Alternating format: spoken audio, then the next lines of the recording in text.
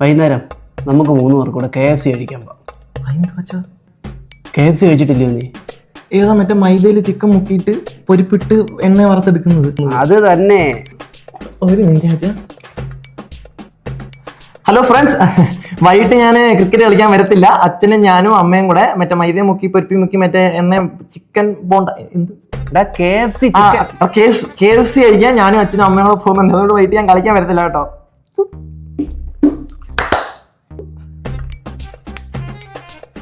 ഇതോടെ ഇതൊന്നും കഴിച്ചിട്ടില്ല. അമ്മ ഇതൊന്നും മേടിച്ചു തന്നിട്ടില്ലേ നിനക്ക്? ഇല്ല.